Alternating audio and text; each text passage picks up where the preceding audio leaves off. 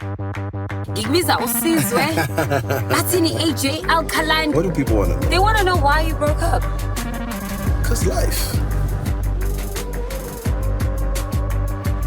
You can call me Sizwe. I can call you Sizwe. You can call me Sizwe. Ooh, ngiyayithanda leyo. I'm gonna show you where hip hop started in South Africa. Okay, cool. Not started, hey, was about controversial. But yeah, you'll see. But you like being controversial, don't you? Is that what I look like?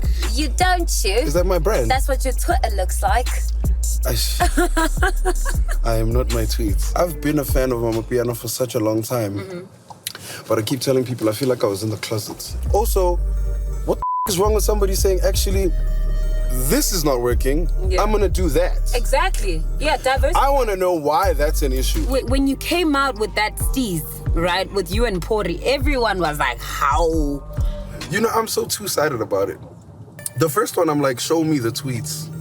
I don't remember saying anything about anyone doing Amapiano. You don't remember coming at Cass? For what? Yeah. Let's say, Vela, I woke up one day and I said, you know what? My rap career is my songs aren't popping, my gigs aren't really working. Yeah, I'm broke. I'm actually gonna go do this piano thing. What would be wrong with that? What's wrong with that? What's wrong with wanting to do more? I used to feel like I wasn't commercial enough. But who was commercial? Some of it felt like I wasn't South African enough, even. You know, because I'm rapping in English. Sure. You know, and in the most American accent of all, you know what I mean? And at the time, you know, a lot of South African rappers were really making it from the Zulu raps. You know, they were getting on radio because of the Zulu raps. They were getting on radio because of the closeness that it had, you know. Like we just come from Skora Campo Moya, you feel me?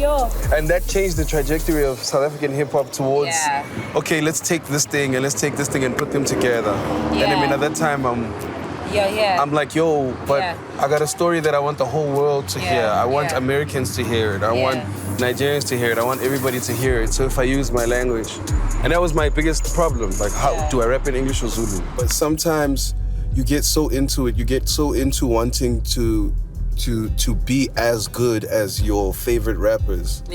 That you kind of do lose yourself a bit.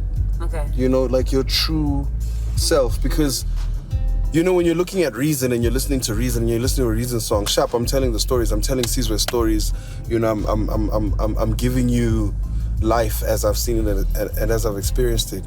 But when you meet Sizwe, when you meet me in person, like, I'm a different person. You know what I mean? I talk too much. I paint my nails. This guy, I'm a creative. You know what I mean? And I just didn't feel like I could be that. You know? And Zotto caught me in the height of me saying, yo, I'm spy. I've seen the bottom. I nearly died. I lost my love for music. Now I love making music. Now I love, you know what I mean? Like, she found me, like, at that moment where I said, actually, no, my posa. You know? Let's go. I'm a thought, get me lit. Let's go. You know what I mean? Get ready, inside. You were married. Yes. Before. Yes.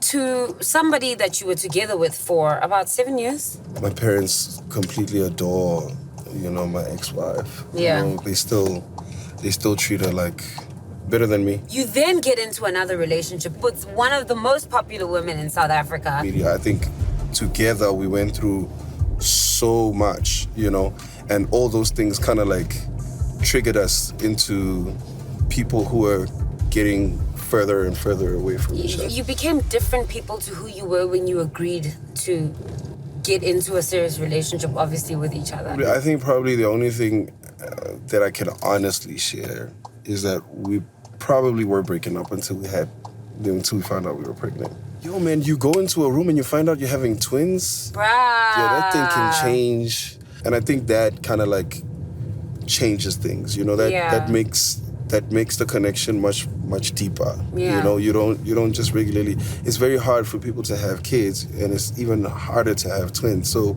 you kind of have to stop and recalibrate. Like, losing my son taught me like the real definition of anything can happen. You know, I think anything can happen is probably where I learned. You know, I got that from that experience. I saw my son take his last breath. You feel me? So that experience is, it's one of those things where you have to appreciate life. You look at life differently, you know, because you kind of see the experience of bringing life and seeing life come together and nurturing it, and then losing it as well. This loss is actually a reminder of how much life you actually have, and how much you need to put into this, you know, because I have kids. You know what I mean? So I have life, I have people around me, you know, and I got things that I need to take care of, and life is short. If there's anybody I fear, if there's anybody I respect, if there's anybody I bow down to, it's the mothers of my kids. You know what I mean? Those women are, the last I did to them wrong is the last I did to them wrong.